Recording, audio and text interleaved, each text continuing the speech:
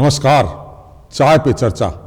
चाय पे चर्चा आज हम एक ऐसे नौजवान जज्बाती युवक के साथ कर रहे हैं जो मात्र 17 साल की उम्र में सेना में भर्ती हुए और सेवानिवृत्त होने के बाद में उनका जज्बा ऐसा कि वो देश के लिए फिर सैनिक तैयार करने में जुट गए। हम बात कर रहे हैं जैसलमेर जिले के भैंसरा गांव निवासी प्रयाग सिंह से। जैसलमेर में डेजर्ट स्टॉर्म ऑफिस वो पधारे, उनसे हम चाय पे चर्चा कर रहे हैं। उनका बहुत बहुत स्वागत है। आपका बहुत बहुत स्वागत हमारे डेजर्ट स्टॉर्म चैनल पर। मेरा चाय पे चर्चा पे आपसे सवाल है कि आपका किस तरह से सेना में जाना हुआ, क्या ऐसा माहौल बना कि आप सेना में भर्ती हुए? अमूमन क्या है, हम पढ़ते जब थोड़ा सेना के बारे में, जैसे देश में शहीद हुए शहीद भगत सिंह वगैरह, ये सब हम सुनते थे। 71 की लड़ाई के बारे में सुनते थे, तो हमारे मन में भी एक जज्बा आया कि भर्तियाँ तो सभी पुलिस की भी होती है, सबकी होती है, लेकिन आर्मी के अंदर, और मेरे बड़े बाप के भाई भी आर्मी में थे, वो यूनिफॉर्म पहन के आते थे। और हमारे जैसलमेर ज़िले से जब ये एक्सरसाइज वगैरह आर्मी जाती थी, गाड़ियाँ गुजरती थी, उसको देख के भी हमारा जज्बा था। और ख़ासकर मैं इस सेना के अंदर देश की सेवा किस तरीके से की जाए, तो एक देश की सेवा सेना में जाने से ही होती है। और मैं बास्केटबॉल जूनियर नेशनल खेला था जैसलमेर से। उस टाइम में एक स्पोर्ट्स की भर्ती आई कि स्पोर्ट्स के अंदर आर्मी के अंदर भर्ती किया जाता है।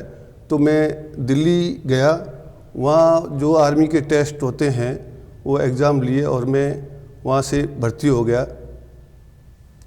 इस तरह से आप सेना में भर्ती हुए, एक बास्केटबॉल के खिलाड़ी, मगर घर में जब आपने सेना की वर्दी पहने हुए अपने सीनियर्स को देखा, वरिष्ठ लोगों को देखा, तो आप में देशभक्ति का जज्बा उत्पन्न हुआ। आप 1991 से लेकर 2017 तक सेना में रहे। मैं आपसे जानना चाहूँगा कि सेना में आपने युद्ध लड़ा, जो भारत और पाकिस्तान के बीच जो कारगिल युद्ध हुआ था, वो आपकी सेवा काल के बीच में हुआ, तो क्या आपने युद्ध लड़ा? वो कारगिल युद्ध के दौरान कारगिल के पास में द्रास सेक्टर है, वहाँ पर मेरी यूनिट को डिप्लॉय किया गया। उस बॉर्डर को मेरी यूनिट को कवर करना था, हमने उसको कवर करके रखा। पास में कारगिल के अंदर बाकी यूनिटें युद्ध लड़ रही थी। लेकिन इस दौरान LC की लड़ाई और जो हमारे देश में, जो हमारे J&K के अंदर, जम्मू एंड कश्मीर में आंतरिक लड़ाई होती है, जिसके अंदर मिलिटेंट उग्रवादी जो आते हैं वो कहीं से भी फायर कर सकते हैं, गाँव में भी आते हैं तो जंगल के अंदर भी आते हैं। तो मेरी अल्फ़ा कंपनी थी, उसमें हम कूली गांव के अंदर थे। उस टाइम हमारे को CO से ऑर्डर मिला, हमारे कंपनी कमांडर को। कंपनी कमांडर ने मेरी सेक्शन को डिटेल किया कि पीर पंजाल की पहाड़ियाँ, जो कि मैं आपको ग्रिड रेफरेंस वगैरह, ये सेना के सिक्योरिटी है, ये नहीं बता सकता हूँ, कि उस पॉइंट पे आपको जाना है। वहाँ पर कुछ खबर मिली है, उग्रवादी कोई वहाँ से इन्फिल्ट्रेशन करेंगे। तो मेरी टुकड़ी, मैं उस टाइम प्लाटून हवलदार था, प्लाटून हवलदार के साथ में एक सेक्शन जाती है। तो फिर मैं सेक्शन कमांडर के नाते उसको ले गया वहाँ पर, और हम गए वहाँ पर, क्योंकि हमें चौकन्ना होकर चलना पड़ता है। हम उस टाइम क्या है, मौसम, जब ये दिसंबर की बात है, दिसंबर 98 की बात है। दिसंबर 98 के अंदर, दिसंबर 98 में हमें ये खबर मिली, तो हम वहाँ पर गए। वहाँ जा कर के हम डिप्लॉय हुए। डिप्लॉय होने के बाद में हम जो मिलिटेंट्स के या एनिमी के जो भी इन्फिल्ट्रेशन के रूट होते हैं, वहाँ हमने पॉइंट लगाए और हमारा गाइड बिठाया। तो हम रात भर बैठे रहे, उस दिन पूरा दिन बैठे रहे, 24 घंटा हम बैठे रहे, बर्फ़ ऊपर गिरती रही। और उसमें ख़ास बात एक कि उस टाइम मेरे भाई की शादी, जिस दिन मेरा दुश्मन से या मिलिटेंट से कांटेक्ट होता है, उसी दिन मेरे भाई की शादी थी। तो उसी दिन, तीसरे दिन हमारा रात को लगभग सुबह के 3 बजे वहाँ से एक नाला आता, नाले से हमारा जो गाइड होता है उसको मूवमेंट दिखा, तो उसने मेरे को वायरलेस से पास किया कि इस तरीके से एक मूवमेंट मुझे दिखा है, वहाँ से हरकत हो रही है, एक आदमी दिखा है। तो ये एक्चुअली बात यह थी कि जैसे ये मिलिटेंट होते हैं जो क्या करते हैं, अपने गाइड को 15-20 मिलिटेंट की टुकड़ी होती है या 10 की टुकड़ी होती है, वो क्या अपने जो आगे जो गाइड चलता है उसको लगभग वो 20 मीटर या 30 मीटर आगे चलाते हैं। वो इसलिए चलाते हैं कि अगर कोई सेना आगे बैठी है तो बाकी वाले हमारे जो भी पीछे जितने भी उग्रवादी है वो सेफ रहे और एक ख़त्म हो जाएगा जिसकी कोई बात नहीं। तो वो ट्रेनिंग हमें दी होती है, हम भी समझते हैं। उन्होंने बोला कि मेरे को एक आदमी दिखा है, तो मैंने उसको कहा तू अपनी जगह पे पोजीशन लेके बैठा रहे, कोई फायर नहीं करना है। वो 30 मिनट के बाद में जब वो बंदा हमारे बिल्कुल हमारी जो पहला जो पॉइंट लगा हुआ था उसके बिल्कुल मैं कहूँ 10 फीट या 5 फीट के लगभग वो पहुँच गया, तब तक हमने फायर का ऑर्डर नहीं दिया। वो वहीं बैठ गया और उसने अपने पीछे दुश्मन को अपने जो भी अपनी टुकड़ी थी उनको उसने पास किया है कि यहाँ तक क्लियर रास्ता है।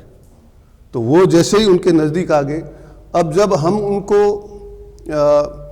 उनको इस तरीके से फंसाते हैं कि फायर हम एकदम नहीं करते हैं सामने जैसे वो आगे, जब हमारा जो सेक्शन लगभग 50 मीटर के एरिया में 50 मीटर एरिया को कवर करती है।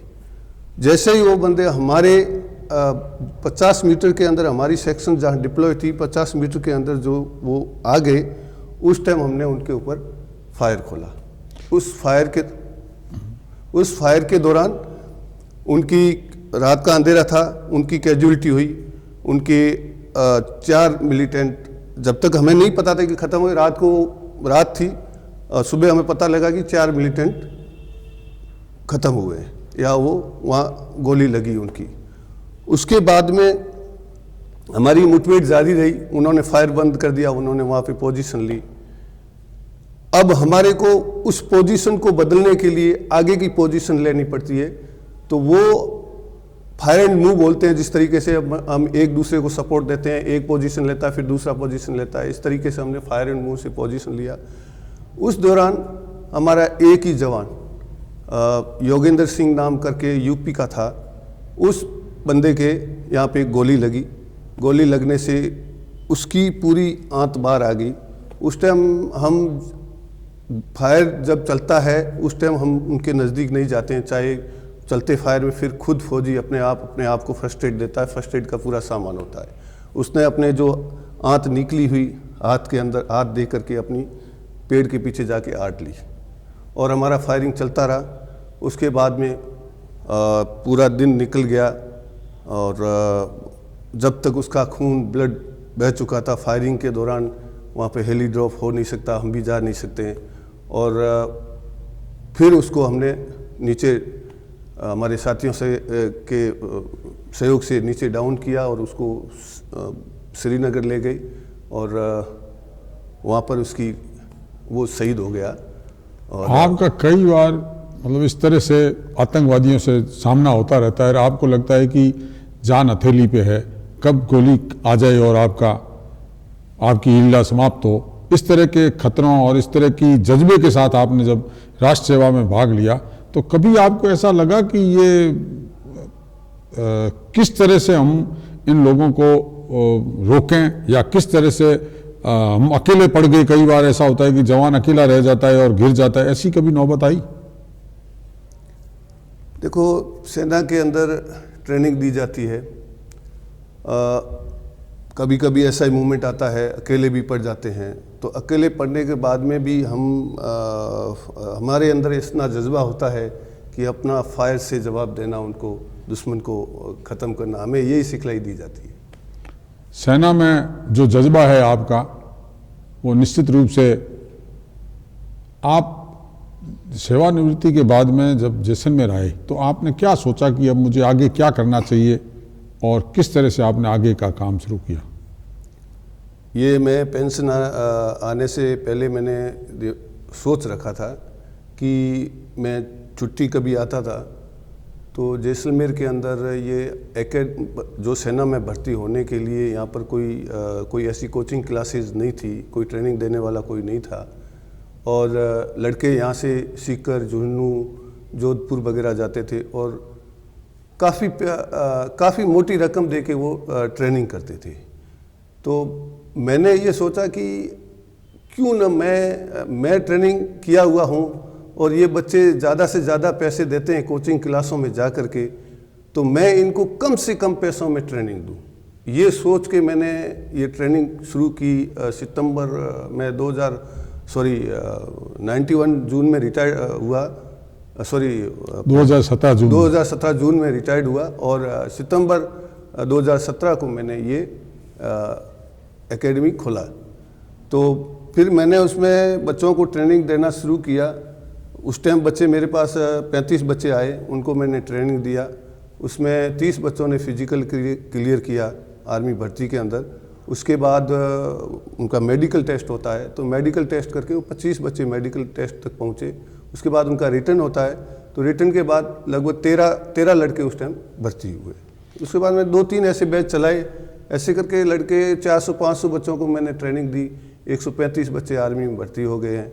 और मैं भी सोचता हूं कि मैंने ट्रेनिंग ले रखी है, तो मैं नौजवानों को ट्रेनिंग दूं ताकि बच्चे कामयाब हो। चाय पे चर्चा पे हम प्रयाग सिंह जी से बात कर रहे थे।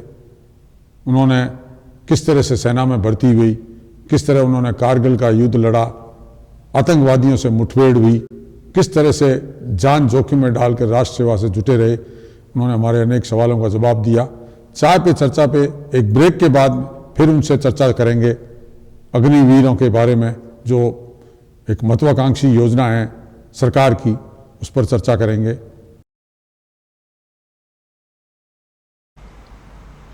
नमस्कार, आप देख रहे हैं डेजर्ट स्टॉर्म न्यूज़। जैसलमेर से जुड़ी सही, सटीक और निष्पक्ष खबरें देखने के लिए हमारे चैनल को आज ही सब्सक्राइब कीजिए और बेल आइकन दबाना न भूलें ताकि आपको समय समय पर नोटिफिकेशन मिलता रहे।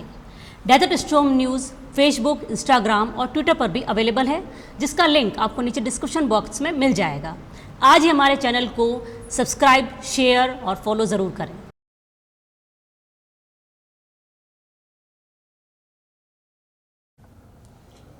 चाय पे चर्चा में एक ब्रेक के बाद हम चर्चा करेंगे प्रयाग सिंह जी से। आपने जैसलमेर में आने के बाद में सैनिकों में जज्बा पैदा कर युवाओं को सेना में जाने की ओर प्रेरित किया और उन्हें जैसलमेर में पिछले लंबे समय से जो इसी तरह की ट्रेनिंग की या व्यवस्था नहीं थी, उसको लेकर आपने आगे बढ़कर कार्य किया। आप किस तरह की उनको ट्रेनिंग देते थे जिससे वो सेना में जाए, आसानी से भर्ती हो पाए, और किस तरह का उनमें जज्बा उत्पन्न हो?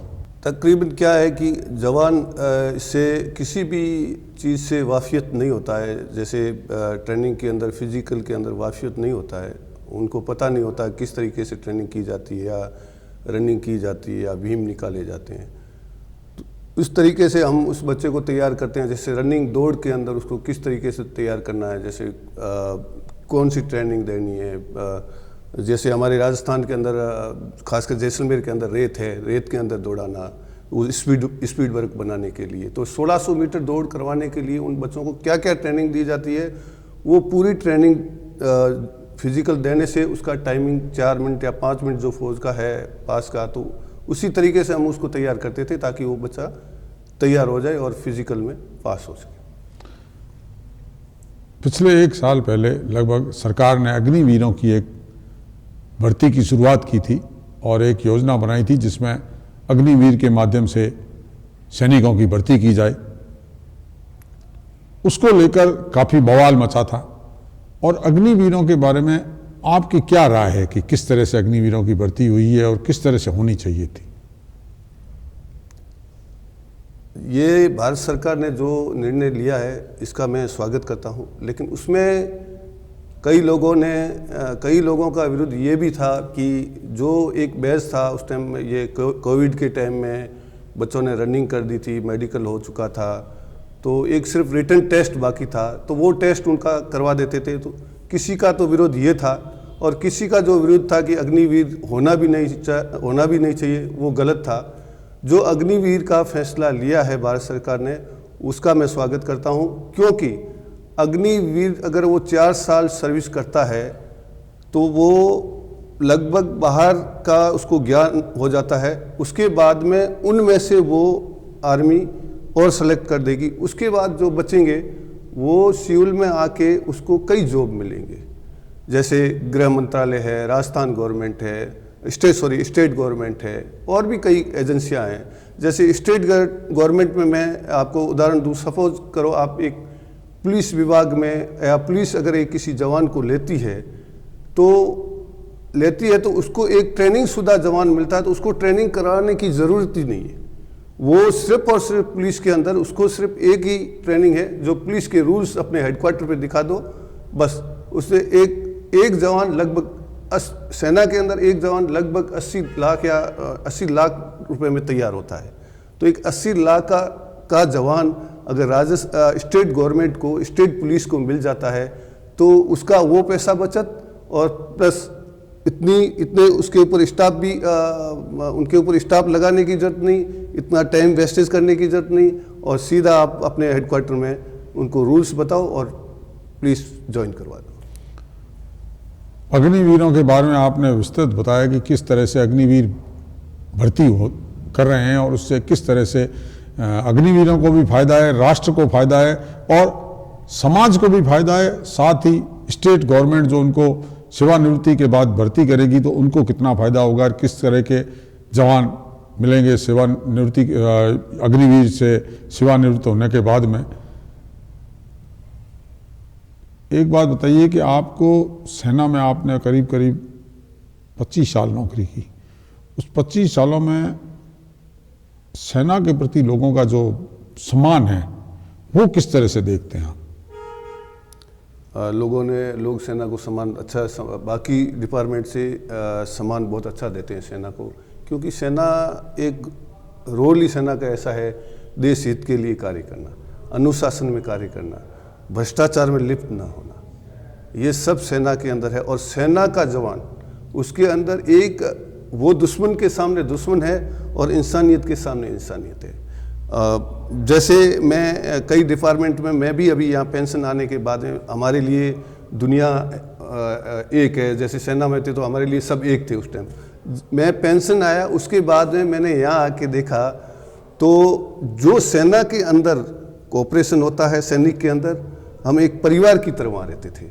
और यहाँ मैंने देखा जब भी किसी भी डिपार्टमेंट में ऐसी कोई वो एक दूसरे को कोसने में लगे हुए हैं, भ्रष्टाचार में लगे हुए हैं, पैसे कमाने में लगे हुए हैं। इसमें जैसे मैं इस एक लाइन से आपसे दूर चला गया हूँ, जैसे डॉक्टर है, वो सोचता है कि मैं किस तरीके से कैसे गवर्नमेंट की पे से उसको उसका मन नहीं भरता, मैं किस तरीके से दूसरी जगह से पैसे कमा लूँ। टीचर जो सोचता है कि मैं टीचर की तनख्वाह के अलावा मैं कहाँ से पैसे कमा लूँ, एजुकेशन में ट्यूशन करके कैसे करके पढ़ा दूँ। ऐसे पुलिस कर्मचारियों में भी यही हो रहा है। अब खुल के आपको मैं बता रहा हूँ, ये मैं कह रहा हूँ कि आपके इसके ऊपर आपको देना है ये पुलिस डिपार्टमेंट भी इतना चोर हो रखा है कि वर्दी पहन के आपको तनख्वाह मिल रही है फिर भी आप रिश्वत की ओर जा रहे हो। तो जिसके घर के अंदर 300 रुपये मजदूरी कमा के लाता है और आप एक महीने के 50,000 1 लाख रुपए कमा रहे हो, तो आपका घर उससे नहीं चल सकता, तो 300 रुपये वाले मजदूर का क्या हाल होगा। तो मेरा कहने का मतलब है कि ईमानदारी से जिस भी गवर्नमेंट में आप जॉब करते हो, आपकी तनख्वाह से संतुष्ट रखो और जनता की सेवा करो, तभी हमारा देश आगे बढ़ेगा, तभी हमारा देश विश्वगुरु बनेगा। आपने कहा कि सेना से जो आता है सेवानिवृत्त होकर या सेना में है, वो चूंकि उसका जज्बा राष्ट्र के प्रति होता है तो उनको वो संतुष्ट रहते हैं। उनको जो मिलता है, जो सेवानिवृत्ति के बाद में एक और जॉब मिल जाता है, सेवानिवृत्ति की पेंशन आती है, उसमें संतुष्ट रहते हैं। और बाकी में भ्रष्टाचार फैला हुआ है, तो इस भ्रष्टाचार को किस तरह से रोका जाए? भ्रष्टाचार को रोकने का ये तो पहली बात तो भ्रष्टाचार रोकने का कारण मैं मेरे ऊपर ही उदाहरण देता हूँ। मेरा सपोज करो कोई पुलिस में काम पड़ गया एक रिपोर्ट लिखवाने में करने में, तो पहला तो मैं खुद भ्रष्टाचार करवा रहा हूँ, ठीक है, मुझे खुद को रोकना पड़ेगा। फिर एक ट्रेनिंग या ऐसी दी जाए पुलिस कर्मचारियों को या हर साल उनको मोटिवेशन किया जाए, हर साल उसको उदाहरण दिया जाए, समझाया जाए कि इस तरीके से कार्य न करें, अधिकारियों को भी समझाया जाए। राष्ट्र सर्वोपरि ये मानकर अगर उनको समझाया जाए और भ्रष्टाचार नहीं करें, इसके लिए प्रेरित किया जाए, एक इस तरह का वातावरण बने जिससे भ्रष्टाचार नहीं हो। आपके विचार हैं। चाय पे चर्चा पे हमने प्रयाग सिंह जी से चर्चा की, उन्होंने खुलकर हमारे सवालों के जवाब दिए। धन्यवाद।